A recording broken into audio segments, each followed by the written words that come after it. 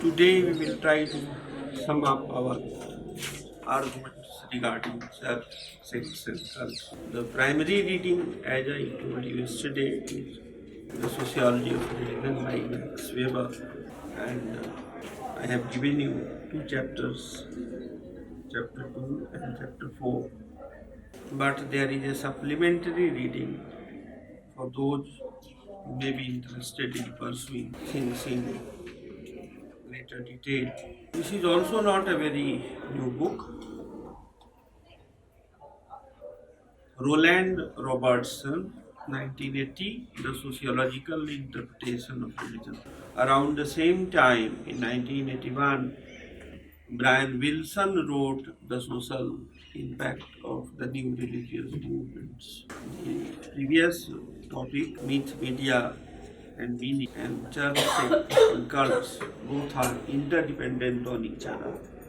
And the subtopics I have already outlined.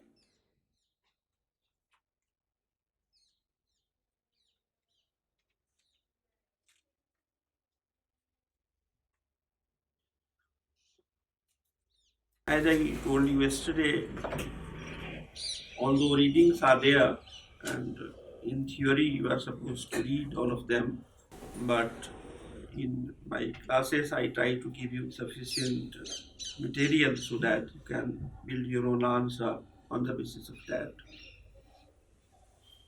It is almost sufficient and certainly better than the internet. Therefore, what I do today is to dictate you your line of inquiry. Now, Max Weber and Durkheim, they took a contrasting position about religious community and world religions. But both are complementary and not contrary to each other. There are certain distinctions between the two, but there are also similarities. I will request all of you to write some points which I am going to outline for you. For example, Roland Robertson has written, and I expect you to write, in the history of religions, we find an interplay between sectarian heterodoxy and churchly orthodoxy. In the history of religions, we find an interplay between sectarian heterodoxy and churchly orthodoxy. Now, I suppose two terms are difficult for you at this moment. One is sectarian heterodoxy, and second is churchly orthodoxy. Now, we are dealing with church versus sects and cults. These three terms are commonsensical English language terms. But the sociological meaning is radically different from the commonsensical meaning. How? For example, in commonsensical English language, a church means a sacred place of worship. A mosque means also a sacred place of worship. A temple means a sacred place of worship. But what is the sociological meaning?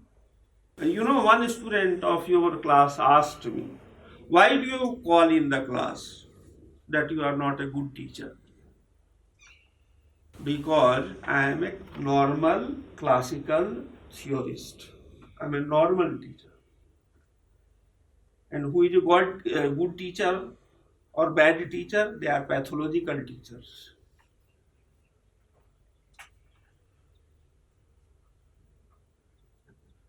Good or bad is value judgment. Now what I did yesterday? I knew that there will be fewer number. No other teacher can do this, only I can do this. Why? It is called bhasan. In Kali Puja, you erect a temporary temple of Kali. It is very costly in terms of time, money and energy. And then you worship the goddess for 9 days. And then you do the bhasan, you destroy your image. Image of goddess. I also do the same. Every semester. I'll create my own image as a teacher. Then, I'll make you dance at the tune of my teaching. And then the moment you start liking me, I will destroy my own image. What for? Because I was differentiating between the prophet and the priest. What is the difference between a prophet and a priest? The difference is that a priest gets economical remuneration. दक्षिणा मिलता है पंडित को.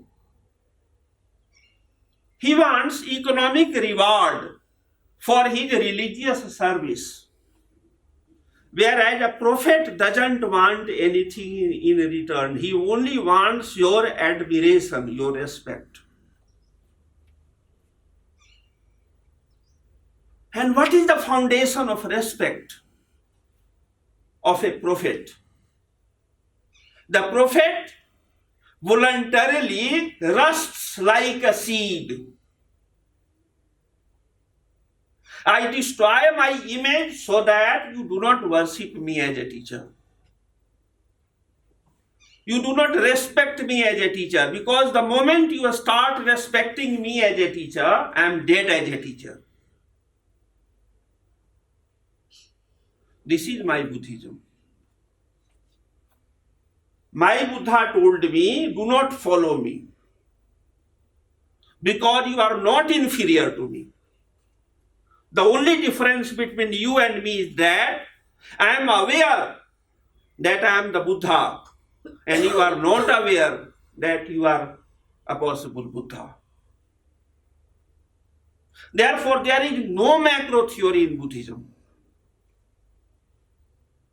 There is only method, there is only technique, so that you can become a Buddha. Now, deliberately, I tried to arouse some of your responses. I gave you the example from Madhya Pradesh. I was trying to test you whether you are enjoying my course or not. At least there was one response. But it was very mild, potent, response. I wanted, a very angry protest. But there was no anger in you. Why? You were asking the wrong question. You asked, where there are other communities in which there is no discrimination? It is a wrong question. You are other directed. Hinduism doesn't teach you to be other directed. When you are other directed, and there are religions which are other directed, you get revelation.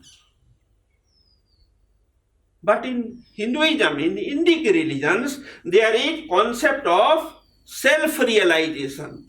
When you become self-directed, When you become inner directed, then you are a Hindu. Therefore, Gandhi said, first I am a Hindu, and therefore it is my first duty to remove untouchability. But you are taking the literal meaning of untouchability, commonsensical meaning of untouchability. You think that untouchability refers to certain castes. No. No. Untouchability is also a metaphor like church, temple, and mosque. For example, in case this hand is normal, it is not ill, you usually do not touch this hand when you are eating. You eat from this hand. But when you are in bathroom, you use this hand.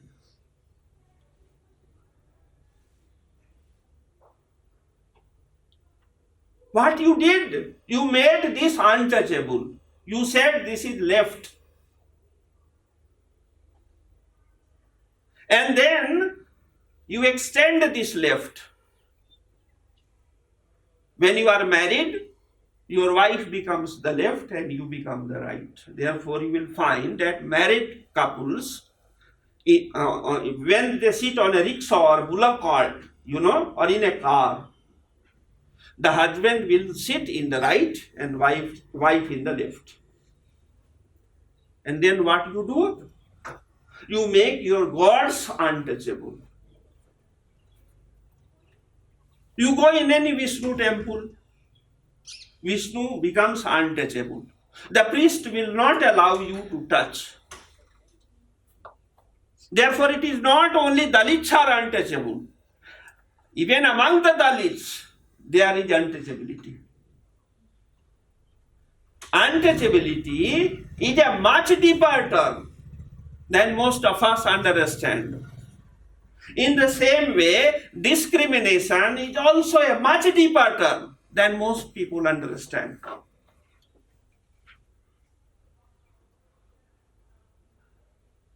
His question was, not wrong, but unimportant. He should have asked, but why there is a scarcity of food in that family? Instead, he is asking a wrong question, unimportant question. Is discrimination not found in other communities? So what? Does two wrongs make one right? The natural question should be that there should be no family on earth where anybody is hungry. And in the Vedas it is said, Annadan is the best dan. Now the question is, what is the nature of the Hindu religion? Is it a religion in the same league in which Buddhism is? Answer is no. Buddhism is the first organized religion on earth, followed by Judaism, Christianity, and Islam. When Buddhism was organized as a religion? Roughly 2500 years ago. When Christianity was organized as a religion? Late 4th century, they started to organize it in a hybrid form in the Roman Empire. Therefore, Christianity as organized religion is only 200 years older than Islam. Now, Roland Robertson says, Max Weber is wrong when he is saying that there are 8 world religions. What is Weberian world religion? Judaism, Christianity, Islam, These are called Semitic religions. These are called Semitic religions or Abrahamic religions. Then there are non-Semitic religions. These are Babylonian terms. And in non-Semitic religions, he said Zoroastrianism, number one, Hinduism, number two, Buddhism, number three, Jainism, number four, and the religion of China, number five. And then at the end he says there is not much difference between the Hindus, the Jains, and the Buddhists. But according to Roland Robertson, there are basically fewer world religions, and he excludes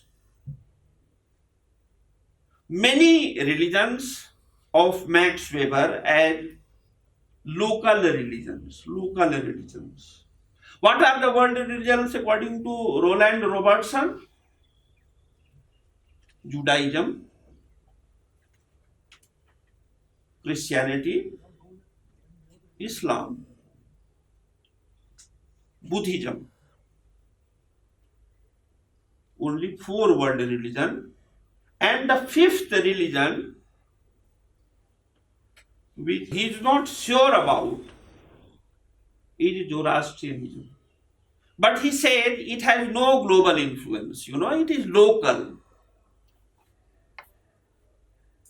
Question is, how to classify world religions?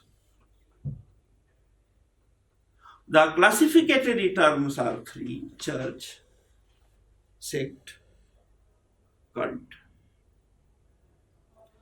Are you getting the point? Now, whether Christianity is a religion, in case you ask this question on the road, people will laugh at you. Because they take Christianity as a religion for granted.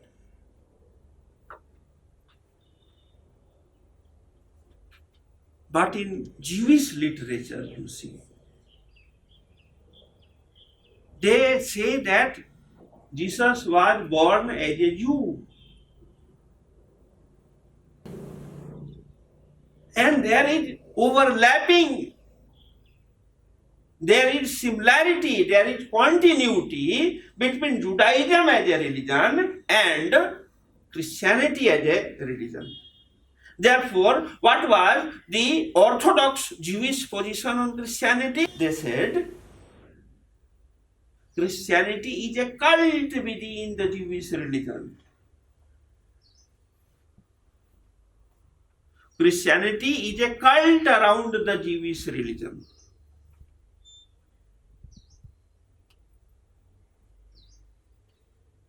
Now, what is Lutheran Protestantism? It is said that it is a sect within Christianity. In the same way, for people like Max Weber, Hinduism is a religion and Buddhism is a sect within Hinduism. Jainism is a sect within Hinduism. In the same way, in case you read Religion of China by Max Weber, he says that there is a Chinese religion and he calls it Confucianism. Are you getting the point? But these are very problematic classifications.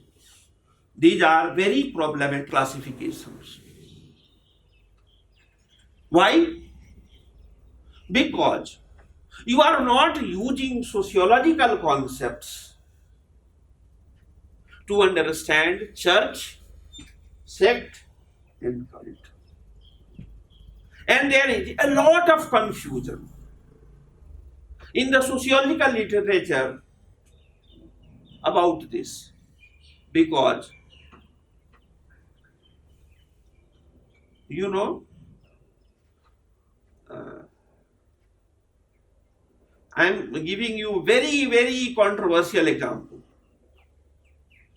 There are certain teachers in sociology who will write an article in a dubious journal. For example, EPW, Economic and Political Weekly. Is it a journal? Is mainstream a journal? Is seminar a journal? They are magazines. They are periodicals.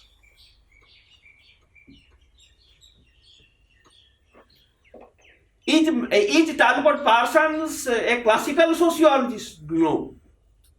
Otherwise, he would have treated Karl Marx in the structure of social action. He should have guts, intellectual guts to criticize him theoretically. These are partisan people. They cycle their personal opinions as academic views. Wrong. You have no right to misrepresent your opponent. People ask me, why you insist again and again that you are a Buddhist? Because you should not confuse. You omit my Buddhism part from my discourse. It is discernible. And take facts from me, arguments from me, theoretical arguments from me, and argue against me. I teach my students to defeat me because I am a traditional person. Every traditional father dreams from childhood that one day I will be adult and married and I will get a son who will defeat me. This is the greatest goal of a teacher, to be defeated by the students. What does it mean? It means that you are pind, yat pinde tat brahmande. Every drop is a symbol of the cosmos. You are not inferior to anybody. And in case you want to realize your infinite potential, do not respect your father, mother, and teacher beyond a point. Love them, but don't respect them. What is the difference? Respect is coercive.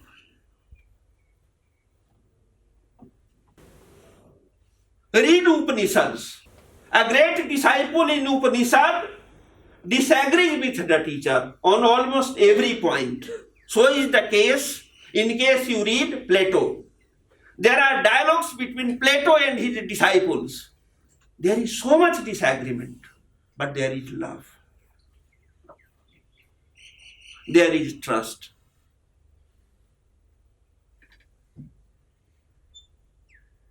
A teacher is not expected to air one's personal opinion, personal prejudice, personal likes and dislikes. And in case he or she is doing, they will go to hell. Of course, they will say there is no hell, but then cancer will come, schizophrenia will come, mania will come, and your present life will become like a hell. Most of the time people ask me, how are you? I say I am ill. But you work 18 hours. Who told you that ill people cannot work? You are not smiling because you are not getting the point. I am giving you two examples. During the time of Akbar, there was a wrestling match like the Dangal film of Amir Khan. One was Iranian Pahalwan wrestler and one was a Hindu Pahalwan from a place called Badaut, Jat land in UP. Jats are these days followers of Arya Samaj. but he was a Hanuman Bhakt. Date was fixed, the date of wrestling. And there was a person called Birbal. He was watching both the Pahalwans, what they are doing, how they are preparing for the greatest fight. Some sort of Olympic of that time. The Iranian Pahalwan was eating lots of chicken. Rich protein and, everything which sustains, which energizes your body. And what the other man was doing? He was fasting. He was fasting. He was only drinking water and praying to his Hanuman. Birbal said to Akbar, "Naak kat gayi miyan. Our honor is going. The Iranians will defeat Indians." Akbar was not a foreigner. He was born very much in India and he was a very proud Indian. नाक cut गई मियाँ, अपना पहलवान तो खाना पीना छोड़ दिया, एक तो शाकाहारी था, उस पर खाना पीना छोड़ दिया, खाली पानी पी रहा है. Sorry for those who cannot understand Hindi, but it is not actually Hindi which I am speaking. It is called Hindustani, half Hindi, half Urdu. And the originator of this language is a Muslim called Amir Khusro. Akbar went to him. He said, "What is the problem, brother? Are you ill?" He said, "No, I am very much healthy." "Then why you are not eating?" He said, "Because I have to fight."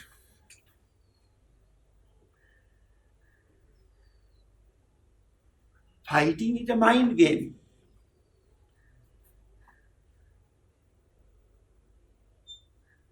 It has nothing to do with your body. I have been trained for 21 years, which is the traditional training for a Buddhist monk. And then I was not given the degree. I was trained for 21 years because there is a section about priesthood, how the moral community functions, how the church functions. There are prophets, there are priests, there are teachers. In the first 7 years, we were taught martial art for monks. And how it begins? In the first year, just after 10-15 days, when you are comfortable, your hand is,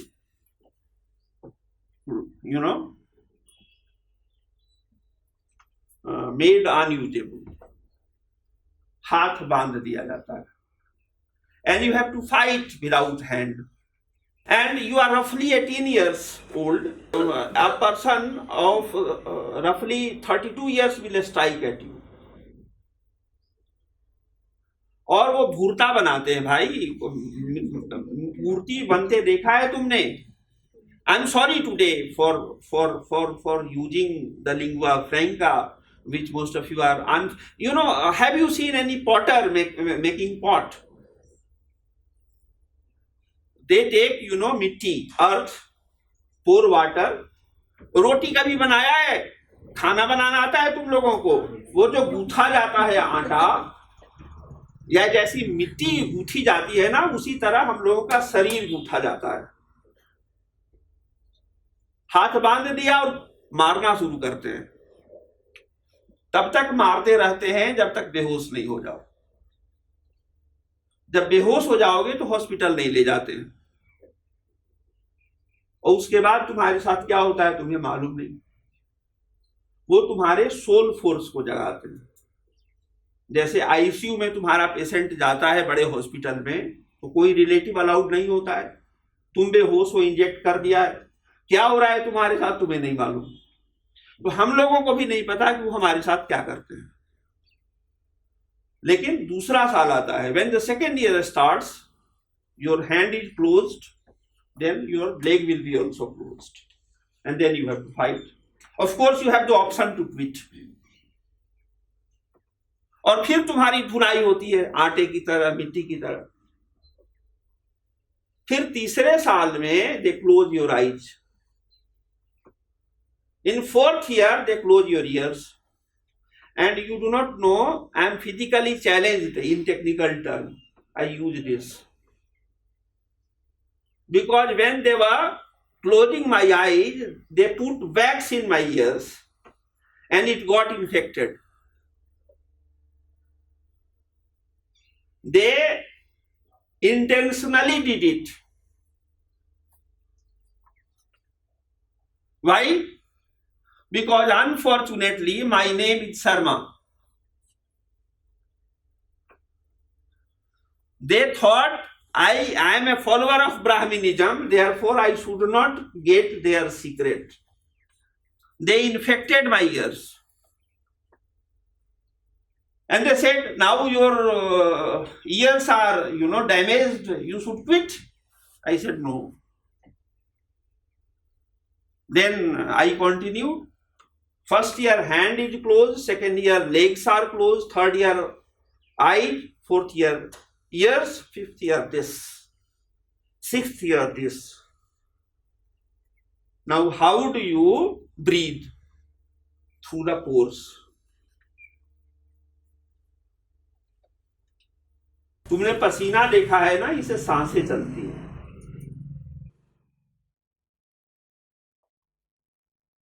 And seventh year,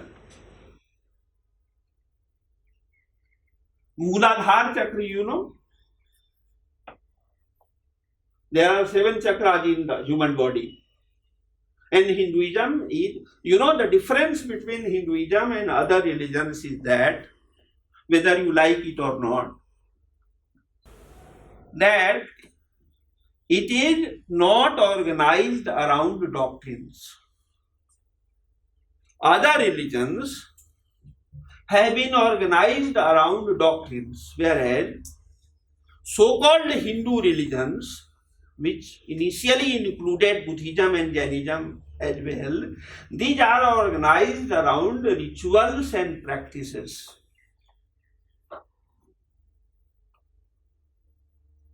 Are you getting the point? There are certain religions where there is orthodoxy. Orthodoxy is a religion where ideas are more important, belief is more important, philosophy is more important, metaphysics is more important, doctrines are more important. And then there are other sets of religions where practices are more important, rituals are more important.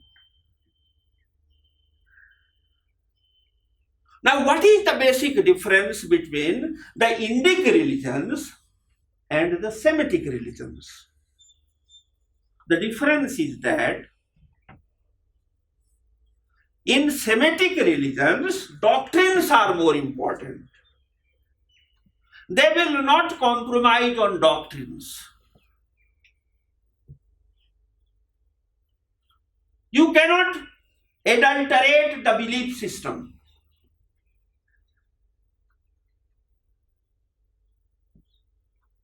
In the West, in the Semitic religions, doctrines are more important. In case you oppose the doctrine, in case you reinterpret it in a different way, then you are repressed. Again, Durkheimian term, sociological term, mechanical solidarity.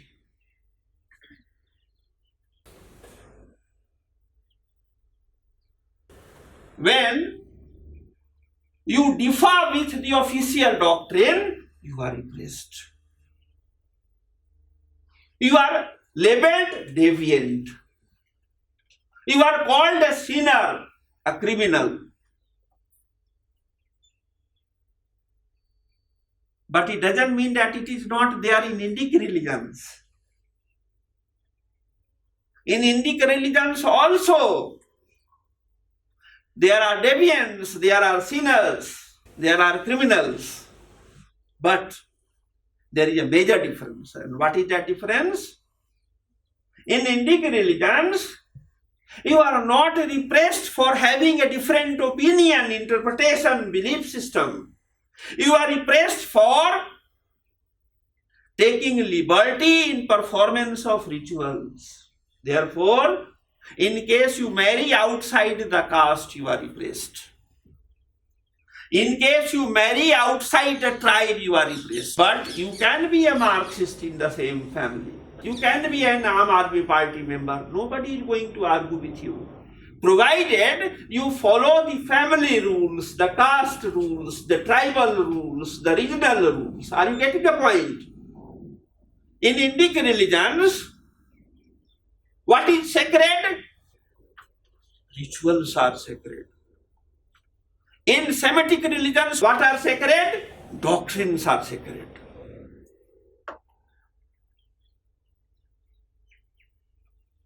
Got the point? Now suppose there are deviants. Suppose there are deviants. Suppose there are heretics. Suppose there are criminals. Suppose there are sinners. But they get followers. Then there are star deviants. Are you getting the point? They are star deviants. They are star sinners. They are star criminals. Then what happens? There is emergence of sects and cults. Those who control the church, those who control the moral community will call them deviants. They will call them sinners. They will call them criminals. But in case they are not alone, in case they get followers, in case they get supporters, then they become cult leaders. They become sect leaders. For example, you people are discussing these UGC regulations. Do you know who is the source of the genesis? I am the source of the genesis. I am the senior most associate professor of Asia, not only this center. I have refused to be promoted since 2001. According to UGC rule, my crime is that I did not get promotion after 4 years.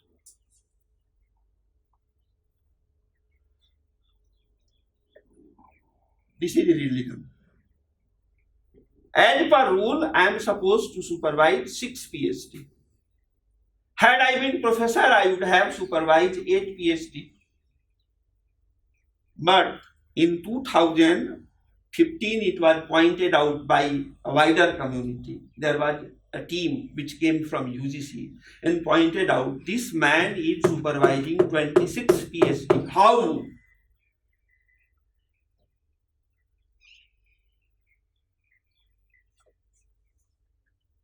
Even my friends disagreed then. They did not think that by opposing me, they are inviting trouble. Then there were 35 seats allotted in my cinema course, and I was teaching 135 students up to 2013. Everybody was protesting. But I did not, said that I will kill you in case you do not join my course.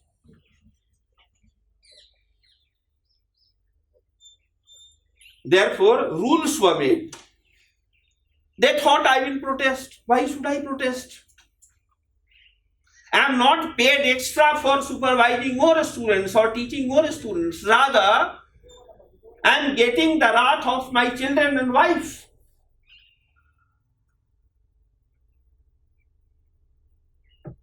I was not doing this for economic gain. I was not doing this for professional expertise. I was doing this because I am a religious person.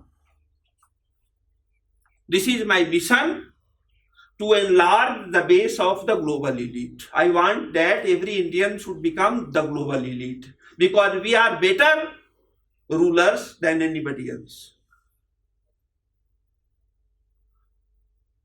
Now, what I am trying to say is that I am a criminal, but I also had my following. Without being a Marxist, without being a BJP wala, without being a BSP wala, without being a Congressi. And I never claim that I am a good teacher, which I know I am not a good teacher. A good teacher, in my opinion, is a pathological teacher. Because then you are brainwashing your students. I want to empower my students by teaching them theories, techniques, and methods to eliminate their ignorance. I believe that knowledge is already there inside you. There is no need for a teacher, including myself. Why a teacher like me is required? Because it is a polluted environment. Because you are eating polluted food. Had your car been running smoothly, there was no need for a garage like a teacher. A teacher is like a garage. A prophet is like a garage. Are you getting the point? This is Indic perspective. This is common heritage of so-called Hindu religion, Buddhism, Jainism, Sikhism, and even Sufism. Although Sufism is loosely associated with Islam, but according to Sunni orthodoxy, Sufism is not part of official Islam. It emerged in Iran, and one of the most influential person associated with this was a woman called Rabia. She has played a very important role in the development of this theory. Now, what is called Hinduism is actually like a linguistic family, And what is that language? The language of the myth. The Semitic religions share one myth of Old Testament. This is called the theory of Genesis, how the creation took place on earth. Are you getting the point? In the same way, Indic religions share one myth about creation. One myth about creation. And what is that myth? That myth is that this world is divine play. ये जो दुनिया है, this world is a divine play, एक खेल है. This is shared by all Indic religions, including the Sufis and Kerala Christians. Syrian Orthodox Church had inculcated this. This is basically a tribal belief. And this is there in Shakespeare, William Shakespeare also. Shakespeare said, the world is a stage. Are you getting the point? The world is a stage. Therefore, Indians, Chinese, tribal people of Africa, some tribes of Australia and Latin America, they are called pagan people. There is another classification. One, Semitic versus non-Semitic. Second, Semitic versus Asiatic. Third, Semitic versus pagans. What does it mean? They are trying to classify world religions into two parts. I am saying, Robertson, that world religion or churches should be classified according to orthodoxy and heterodoxy. Orthodoxy is that group of religion where doctrines are sacred and there is liberty in performance, in practice, in action. Are you getting the point? On the other hand, there is heterodoxy. On the other hand, there is heterodoxy.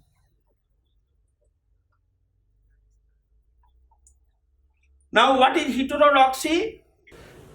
That they will accept plurality as natural. There is no crime in having a different view, provided you share critical minimum about your behavior. Freedom in thought is allowed. Freedom in action is monitored, controlled, socialized. Are you getting the point? Now, what does it mean? It means that there is one type of religion which is not comfortable with variety, diversity, pluralism in ideas. And there are other sets of religions in which people are not comfortable, where there are differences in actions. In actions. In both groups there are discrimination. There is no culture on earth, there is no religion on earth, there is no community on earth which is perfect. Why?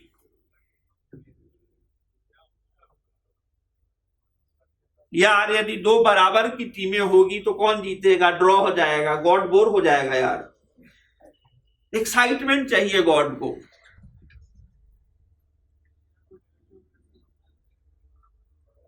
Therefore, God has created every species, every person in unique way. Every creature on earth is unique. Nobody is inferior to anybody.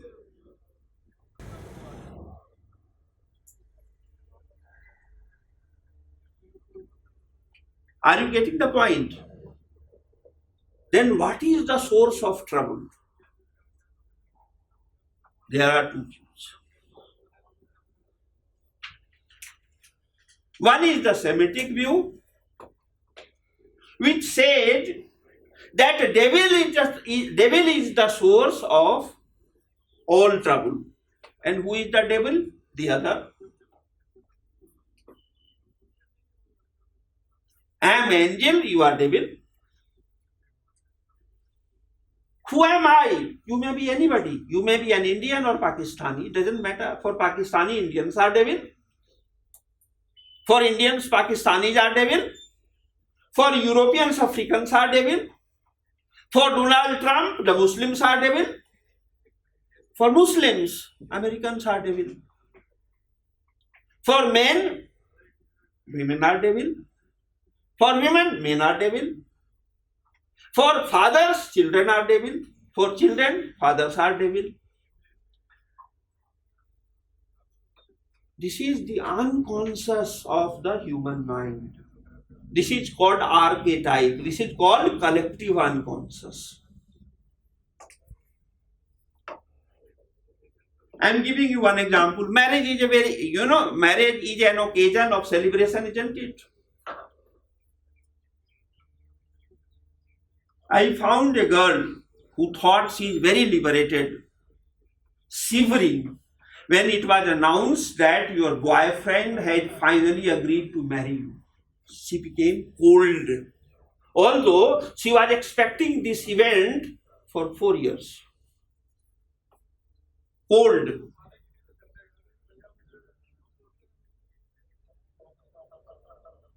In the same way, there is a man who works in UN-AIDS in Geneva. He is 42 years old. And he's from Allahabad, and his name is one Mr. Tiwari. He's a Brahmin by caste. He's roughly 42 years, and for almost 18 years, he was very happy that he's a playboy. But when finally he decided that he should get married, he is nervous and in hospital. I'm not joking, you know. What I'm trying to hint at is that human beings have become very vulnerable to external impressions. Why? Because of stress. What is the source of stress? Unnecessary competition with others. What is the greatest lesson of religion? Religion of any variety teaches you don't compete with others, compete with your own hidden potential. Are you getting the point? Don't compete with anybody. Even if there are 3 siblings in your family, God has created, I'm sorry, I'm using God. I do not know the gender of God so far. Because in Buddhism there is no God. Therefore, and you know, I do not like he oblique she. Therefore, God includes goddess also. And God also includes, you know, Nirgun, Nirakar.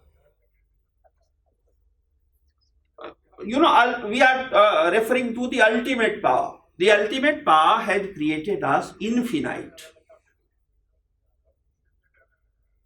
There will be no poverty, no discrimination in case religion is taught. But religion is not taught. What is taught? Fundamentalism is taught. Secularism is taught. What is taught? Pragmatism is taught. Religion is not taught. What is religion, my dear friends? The religion of sun is to rise. The religion of water is to quench. The religion of fire is to burn. This is a religion. The religion of teacher is to teach. The religion of a student is to ask questions like a child. You should be curious about the world.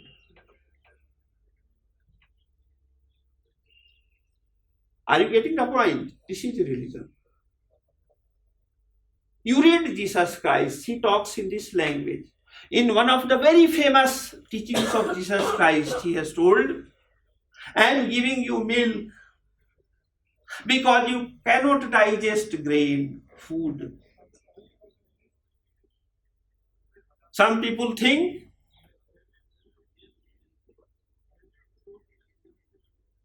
different way. Some people interpret it in different way. He said, it is possible that a camel can pass through the hole of the needle, but it is not possible that a rich man will go to the heaven. Now it is between Jesus Christ and Max Weber.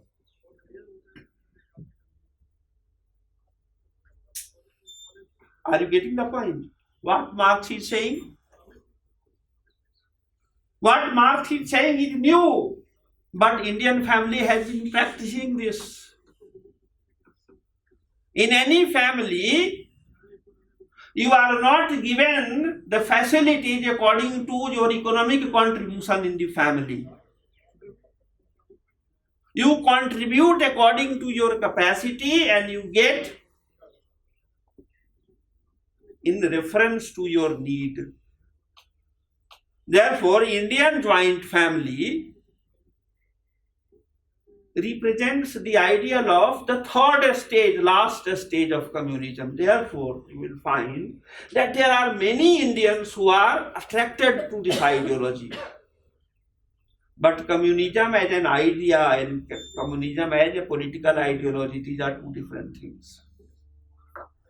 Hinduism or Hindutva as a political ideology and Hinduism as a religion, these are two different things.